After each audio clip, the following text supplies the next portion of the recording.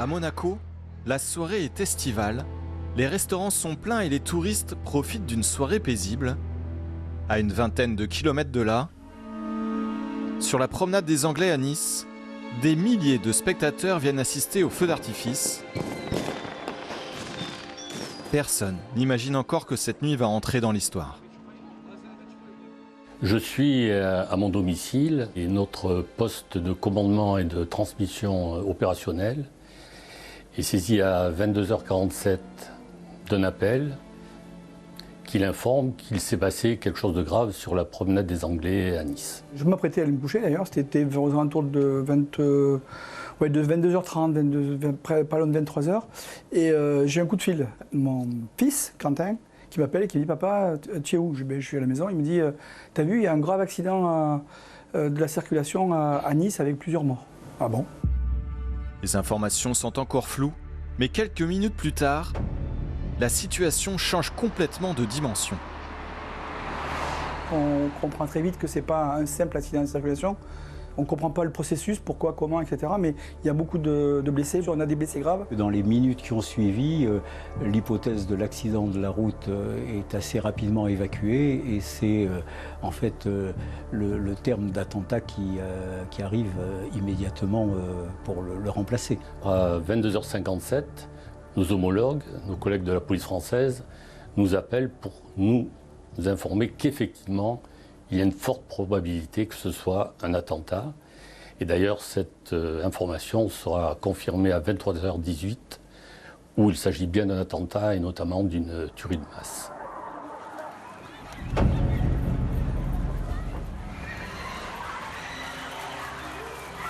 C'est d'abord de contacter toutes les autorités administratives et judiciaires de la principauté qui doivent connaître, qui doivent savoir ce qui se passe.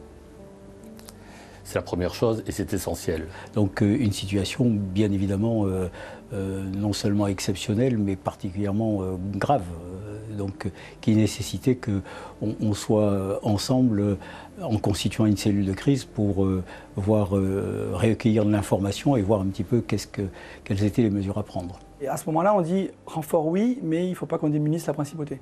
Donc c'est là qu'on réfléchit à une solution de comment renforcer, je dirais, la capacité opérationnelle, enfin à rétablir sans se démunir et en envoyant les moyens.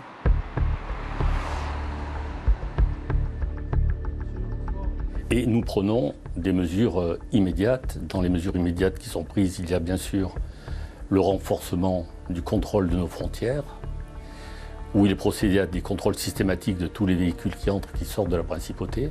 Nos personnels de police sont dotés d'un armement dit lourd, bien sûr. Il faut se replacer un peu dans le contexte de l'époque.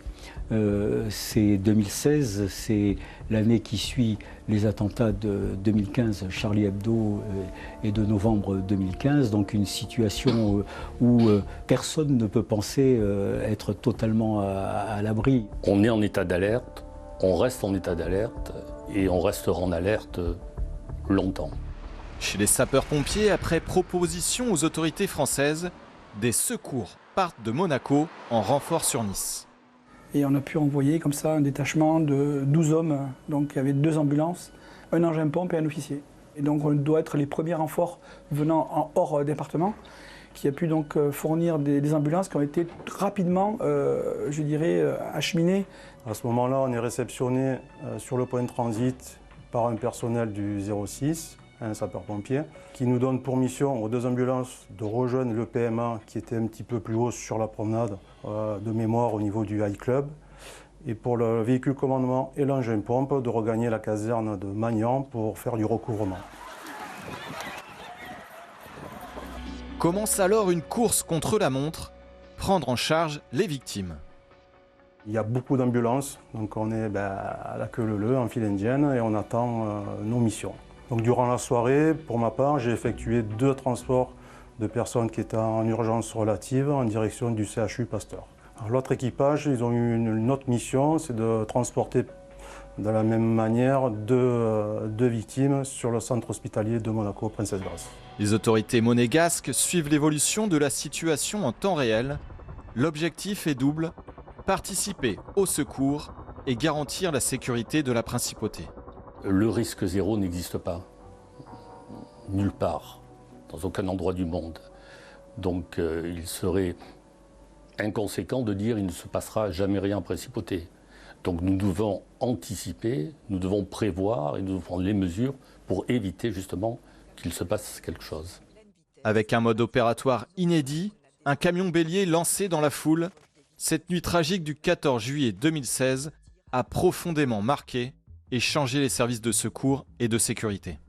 J'ai été amené à présenter dès la rentrée un plan de réorganisation assez important des services de la sûreté publique qui s'appellera le plan Sûreté publique 2020, qui prévoit non seulement une réorganisation des services mais une augmentation des effectifs et avec une transformation de certains services qui sont primordiaux dans ce type de situation comme le renseignement, avec la création de la division du renseignement intérieur. La principauté a continué à développer les plans qui étaient en cours d'élaboration. Je dirais que ce drame nous a confortés dans l'importance de les mettre en œuvre et on a, par ces plans, augmenté le niveau de sécurité de toutes les manifestations qui ont lieu sur la principauté. Tous les personnels de sûreté publique ont été formés à cette technique du primo-intervenant parce que demain, une patrouille en ville peut être amenée à intervenir dans le cas des premières mesures sur un acte terroriste. À Nice, 86 personnes ont perdu la vie et des centaines d'autres ont été blessées. Nice, c'est vraiment à 18 km de Monaco, c'est vraiment la porte à côté. Ça veut dire que personne n'est réellement à l'abri, personne ne peut se dire ça n'arrivera jamais. On a des personnes qui travaillent à Monaco qui vivent à Nice, on a des gens de Monaco qui ont de la famille à Nice. Enfin, ces deux communautés qui sont quand même très étroitement liées, on le ressent dans sa chair. À Monaco, comme à Nice, une conviction, la coopération et la préparation et l'engagement des femmes et des hommes restent les meilleurs remparts.